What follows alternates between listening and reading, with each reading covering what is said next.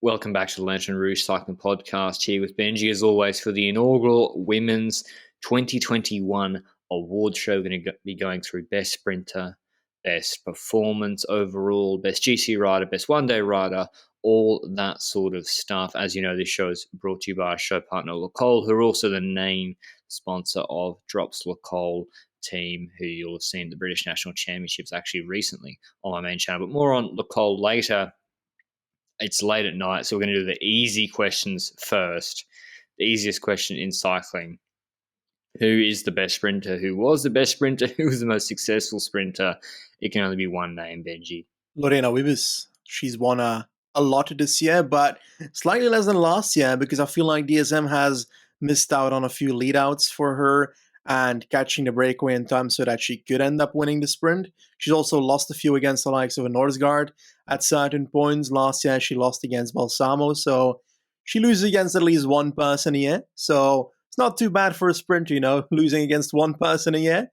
But whenever she's at the front on a flat sprint, relatively flat at least, she's the strongest on paper. And we've seen that most recently in the Ronde van Drenthe in October itself, the 23rd of October, where she did it with an entire lead out of DSM in the front row. I keep thinking about Sunweb still, even though it has been like ages ago. But yeah, that's clear. She's the best sprinter in the world. But the most difficult question for me is, who's next? I got sent some numbers the other day of a rider who I think is, if Raleigh get a wild card next year to some bigger races, could be contesting bunch sprints. Olivia Ray, she rides for Raleigh, Kiwi, crazy numbers, like 1250, 1300 watt peak and like 1000 watts for 10 seconds. She's been competing in America. But it's hard to know. Yeah, you're right, Benji, because Rivera, is she, bad opportunities? I think Balsamo is properly fast. I think Balsamo's up there, and Hoskins. Norsgaard? No. I don't know. Norsgaard just seemed to struggle to make it to any finish this year. Maybe I'm misremembering that. Like OxyClean, Jesus, the worst name in cycling. OxyClean Classic Brugge de Panna. What a name.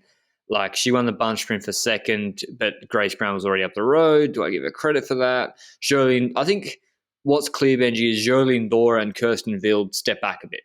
Yep. And they were previously sort of two of the three top sprinters. But I think Balsamo is legit pure sprinter as well, not just a classic sprinter. And even Vos, like Ken Wevelgem, that's a pure bunch sprint performance, and Vos ruined everybody. So she still got it too. Any other names we're missing out?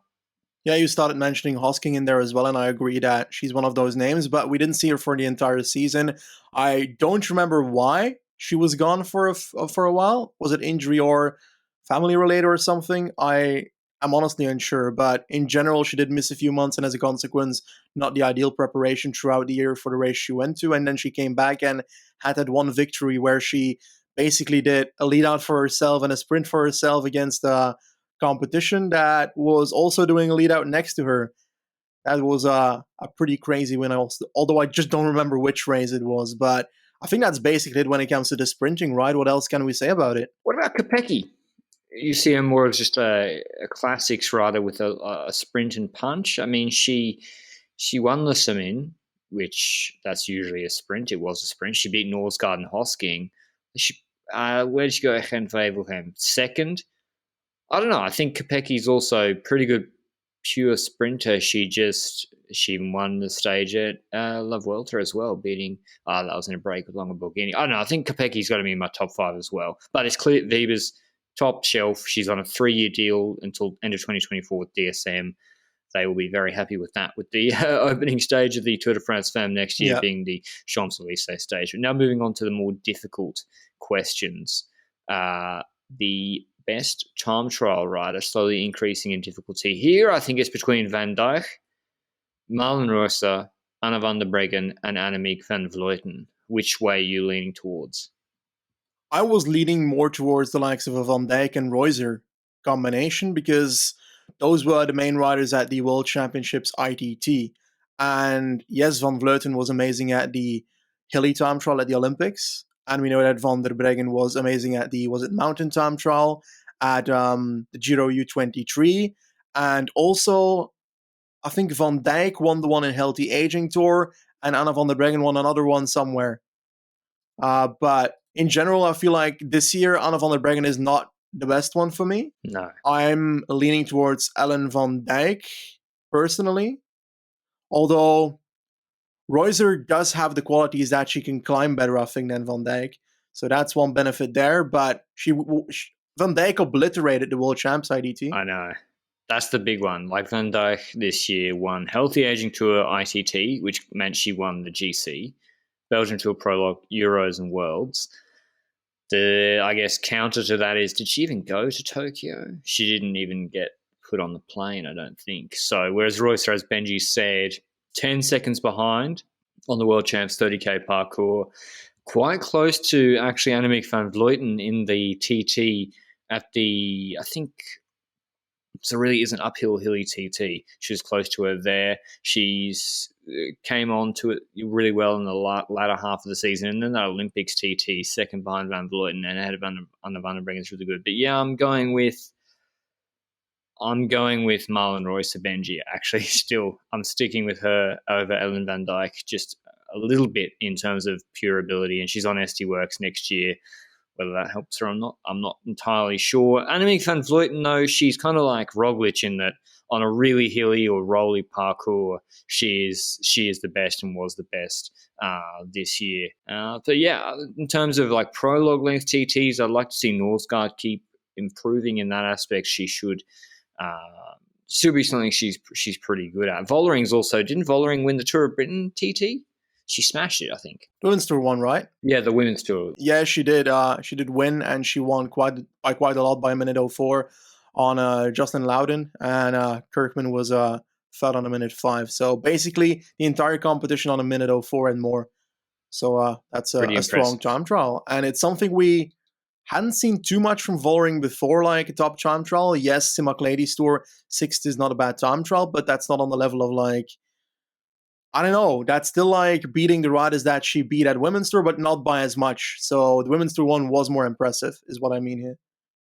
On to now the harder questions. Who is the best GC rider, or was the best GC rider for the year? And it's difficult because Anna van der Breggen announced her retirement. She had the Olympics, obviously, 2/3 of the way through the year, and her season is pretty polarized in terms of really, really on good form, and then kind of half retired but still riding. Like, she had some days where it was very, very clear she was not riding as leader, and she was almost developing the other riders. Like, I'd say Liège and Le Course, for example, she rode 100% as domestique for Demi Vollering in both those races, but they're not GC races. The GC races she did do was La Vuelta, not in good form. That was after the Olympics, where she wasn't in good form at all.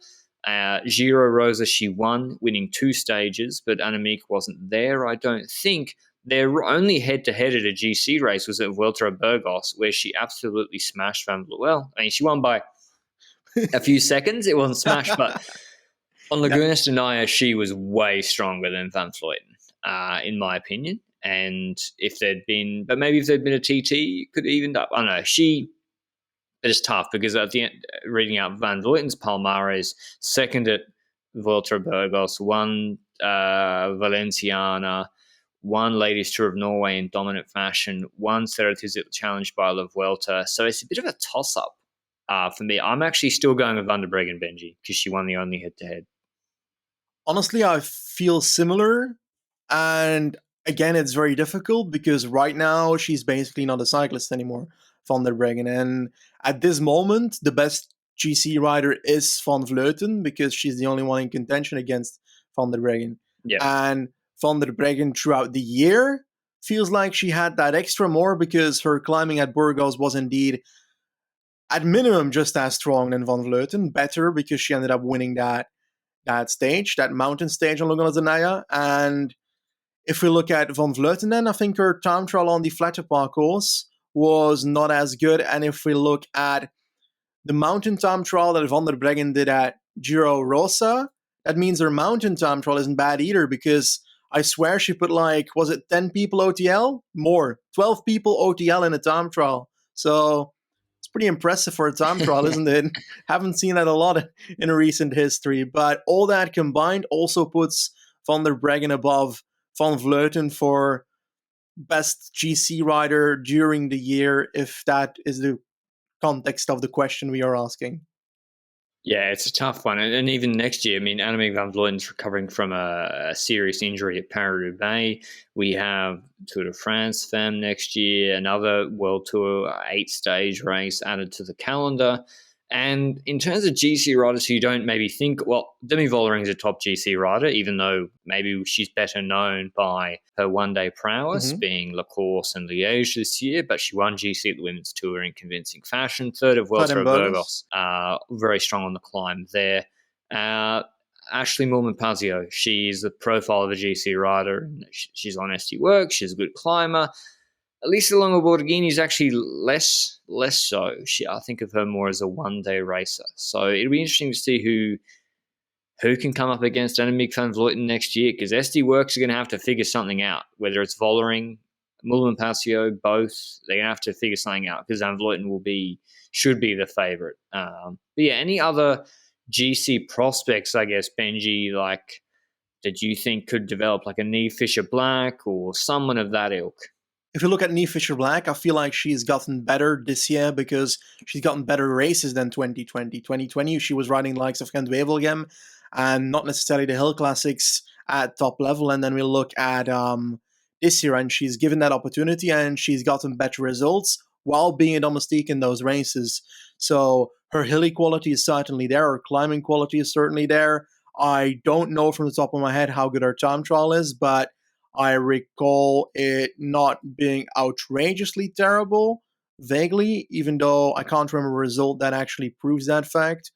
Nonetheless, if her time trial is relatively decent, she can get into a bit of a GC role, but like you said, there's people around, and the question is, are they going to use Reuser in a way like that? Vollering is indeed the one that I think that is the most prominent figure for GC in that team for the coming years, based on that Burgos race, because we thought on Laguna Zanaya that Vollering would not be making it with the likes of Van Vleuten and Van der Breggen. She was the last rider to be with them both. So that's very strong on there. And then we're looking at, can Nivea Doma do better on the longer climbs in the future? She'd have to change it's difficult, a lot. huh? Same with Ludwig. Like, Ludwig is slender, but she hasn't actually been as good on the longer climbs. Like, even in Liège, she struggled on the longer climbs. So, yeah, mate, she's young as well. A big incentive for her to do well. TT good? Blanca Vos, why not?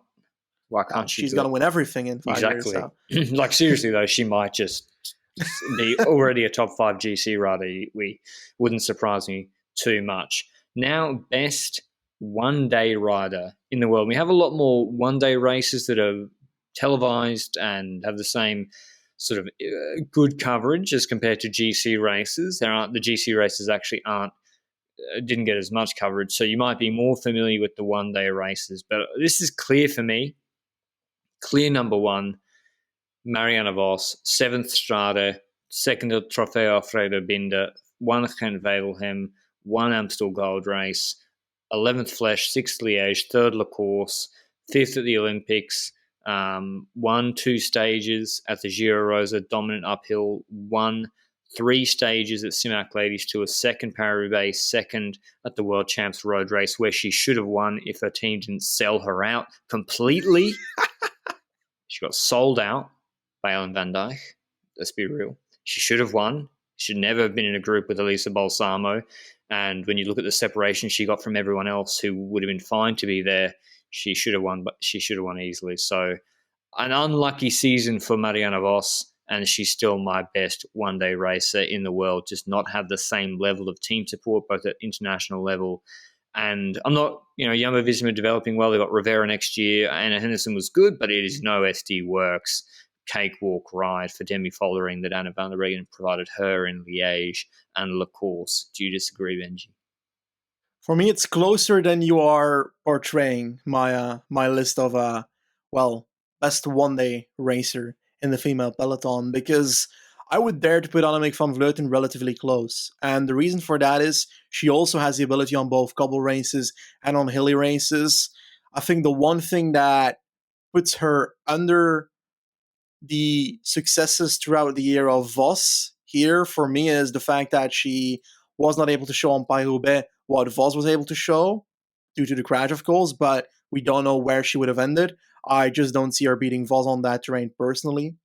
But if we look at her preseason, first in Duarte, who's honestly not the most important one-day race in the history of mankind. We've got RVV winning. That's a big one. We've got... She's the only person ever to do the double, is she? Yeah.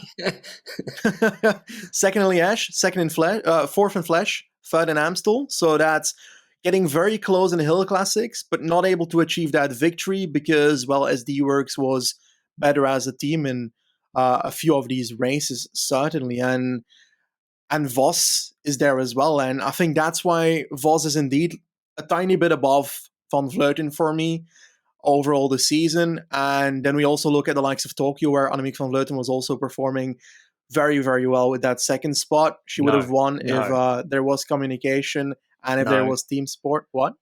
I refuse to get any credit for the Olympics road race second. She sold them out. She went on an attack instead of having the team work to bring the gap back. At 50 Ks, held the gap at 5 minutes stable, just sitting there in no woman's land. And then, no, that's not a tick. Scrub it off the board. Second, the medal is being returned. It should go to Marianne Vos. Okay. I'm going to pretend it's Marianne Vos that got second in the road race and also failed to count the last rider that was up front. And she said she knew. She just didn't say anything. That's not clever, is it? Anyway, Vos is winning for me, but Van Vleuten is not too far behind. That's what my list is like. But then we look at other people, and that's why I find one-day racer difficult to answer, is because you have amazing one-day races that are good at cobble. You've got amazing one-day races that are good at hills. And I think when it comes to the hills, one of the most consistent ones this year was Demi Vollering, who ended up winning Liège. In my opinion, the most important of the three races there, Liège, Flesh, and Amstel. Maybe that's just me thinking in a men's cycling kind of way. How do you see that? Is Liège the most important one? I mean, Trofeo Alfredo Binder's got a lot of history.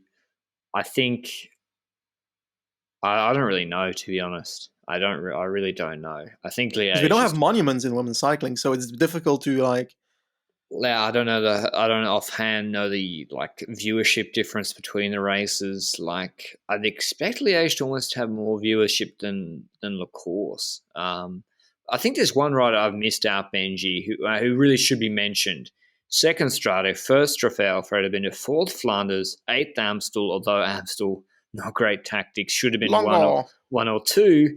Third Flesh, third Liège, third Emma Gumina Furaco Women's Elite Classics. Won both the ITT and the women's road race at the national championships in Italy. Then third bronze at the Olympics road race. One GP Plouay.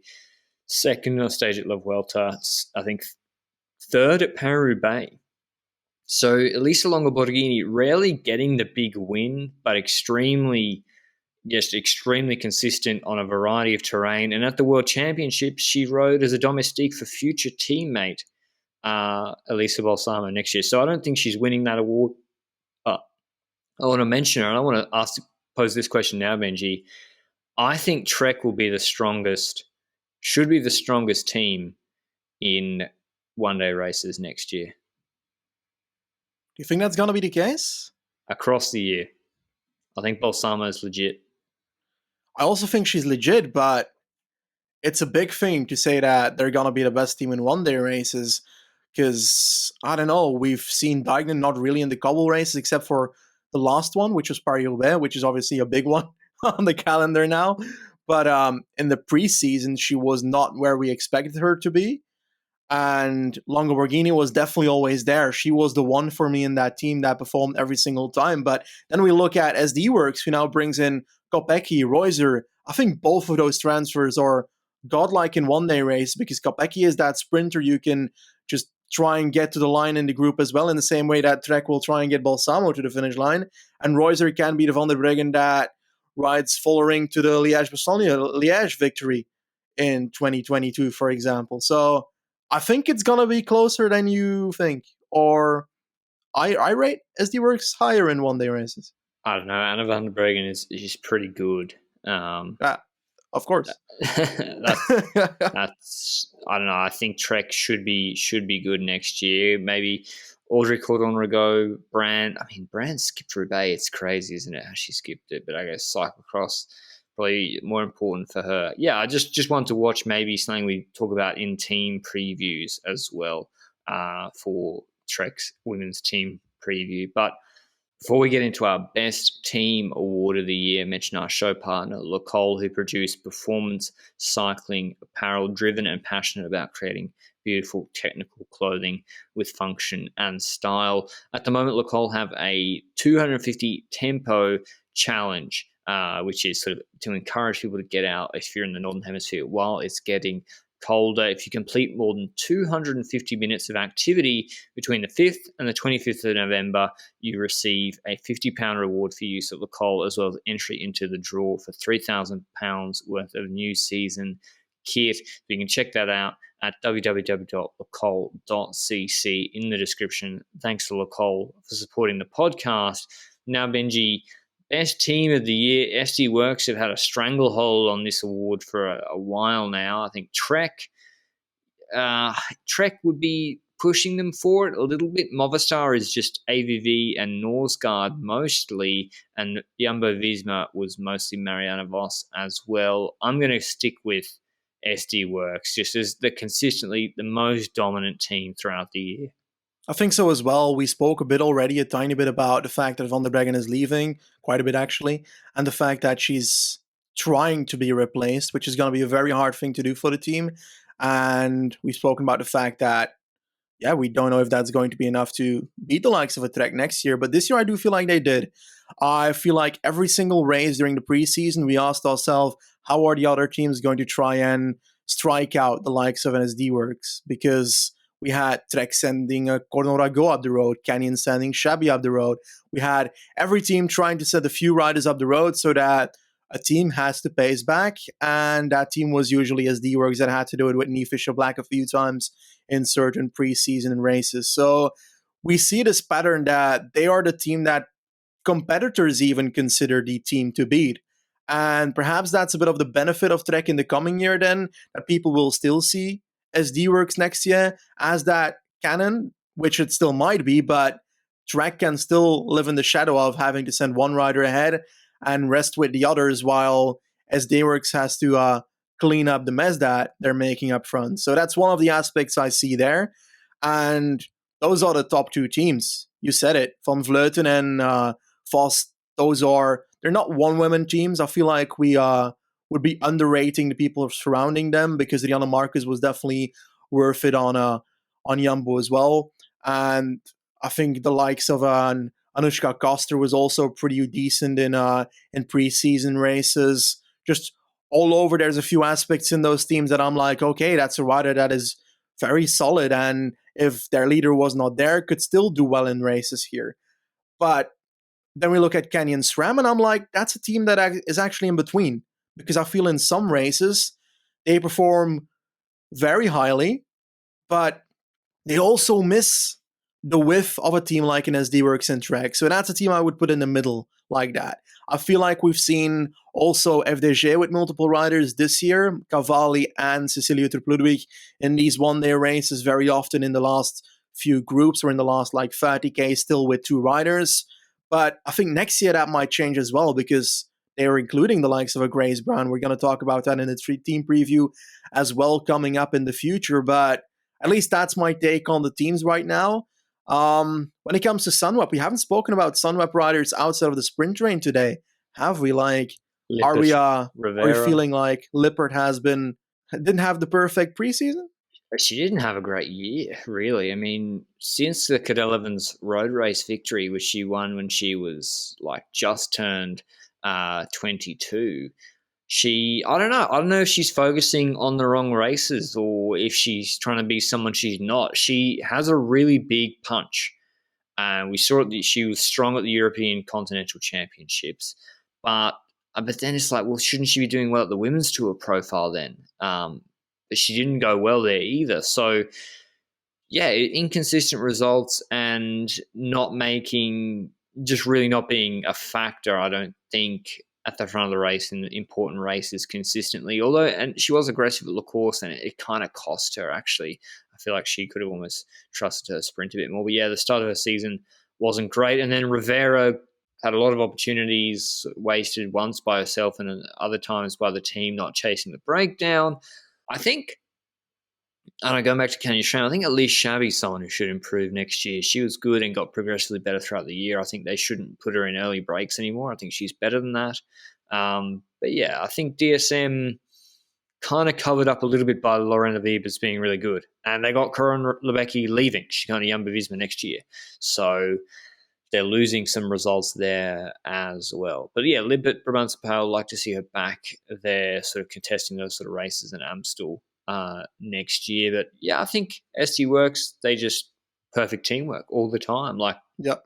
La Course for Vollering, Liège with Moolman Pasio early, and then Van der Breggen pacing, and then getting Marianne Vos behind and winning the sprint with Vollering. Perfect teamwork. And Chantal van der Broek Black at Strade Bianche, and then they had Van der Breggen behind. They're just always using their numbers, and the races that sort of didn't work out were more later in the season at Roubaix. But generally, they have to be the strongest team for me. SD Works. I've got one final question for you. Oh, yeah. One final question.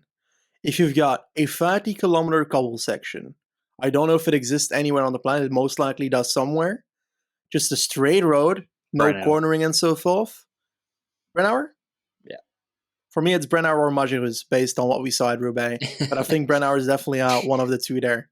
Brennauer's beast. And I like Brennauer for that. Okay. Yeah, easy answer for me. Maybe Caravaggio. I hope this would be like a heavy discussion of like, I don't know, trying to find out the details between the riders, but you're right. Who do you think wins the TDF? Wins the TDF next year? Has to be Van Vleuten. Van Vleuten on paper, but I hope that she finds her form again after the injury. It's still a heavy injury, and it's going to take a bit to get back from, but she's shown enough character in the past with injuries that she was able to pull through, like the Rio one, for example. So I've got the confidence there. I do want to like finish off today with the thought that I think the Tour de France Femme will do a lot for women's cycling, and I'm looking forward to see that on the big screen, but I'm probably going to watch it on the laptop. If she's in some of those mountain stages are really hard, she should be taking minutes there, frankly, unless Moolman keeps improving. But yeah, I can't wait to see it. I think the last question, Benji, is most impressive, crazy, best performance for you this year, be it an overall GC performance or an individual one-day race? I think that the most why do you throw it to me first? I was not prepared for this question. Like, let's start off by saying that I think a lot of people would say Anna Kiesenhofer on this question, the best performance of the year, but I personally disagree. I think that performance-wise, it's a wonderful thing to do, winning the race like that. It's crazy. It's something that we don't see often because it doesn't happen on races that are with trade teams and have communication, that kind of storyline, because you have communication. So the Dutch team knows that there's someone ahead. And next to that, on trade teams, you have teams that actually work together instead of the Dutch team not doing so. So there is no situation outside of the Olympics or World Championships where that situation can occur. And as a consequence, I don't dare to say it too loudly because a lot of people aren't going to like it, but she slightly got lucky. And she did get lucky, yeah. Like, literally, that's a fact. It's controversial to say because a lot of people see this as the performance of the century, but it's a victory of that people didn't expect. And it was amazing that it allowed new people to join the sport because it was something that just was beyond the odds, for example. But it shouldn't happen in a tactical field that has trade teams and actual communication in races. And that's why that's in no way the best one for me. When it comes to Dijknen, that's also one I think a lot of people are going to put up there. And on one end, I get it, because that solo was still crazy. But I do want to take 1 point off, partially because She won mainly due to also the tactical aspect of going early on the first cobble section, knowing that all the others are going to have more trouble going over the cobbles in a pack. That doesn't take away too much from the victory. That's still a wonderful solo, but it's an aspect that it was predictable that the first big rider to go off and get a gap of 2 minutes was going to win if it's with a group behind that the half are crashing at. So we can't give it to controversial Lizzie Deignan. I'm going to go with Marianne Vos, Gen Favelgem. It's the one that stands out to me, where no lead out against pure sprinters. Jumbo Visma had done a pretty good job, I think, working, and Henderson had worked pretty well. But yeah, Kopecky, Balsamo, Brunel, Bastianelli on the wheel just ruined everyone. And Amstel Gold Race too, although she nearly out-Philipped herself when Vollering came through late. So yeah, I'm going to go for a boring one. Yeah? Alan van Dijk ITT World Championships, because the performance was way better than people were expecting. We were expecting a 1v1 between Reusler and Van Dijk, very close throughout the parcours, but she obliterated the field. And that's why I've got that one rated quite high. And perhaps that's a bit of a boring one. Yeah, it can be, but... It was 10 seconds. Was it 10 seconds in the end? Yeah. It felt like a minute. Their times were very fast, over 50k an hour average for both of them. But did it come back together in the third part? Because I swear the gap was bigger in the middle. I'm not sure. I just remember comparing their results and their intermediates to the men's U23 and being like, holy shit, they are hustling. Jesus. Those two, they were very, very fast, over 50k an hour average. So yeah, I'll grant that as well. And I think Reusler, that she hit a purple patch of form. She was in the best form of her life there. So to beat her is incredibly impressive for Ellen van Dijk. But that's our women's award show for the year. Let us know who you think we've missed out, disrespected, who will improve next year. I always like getting bits of tips like the rider on rally, the Kiwi sprinter who we need to watch out for next year, because sometimes, like Vos, the talent comes through very, very fast in women's cycling. But thanks for listening, and as always, and we'll see you in the next one. Ciao.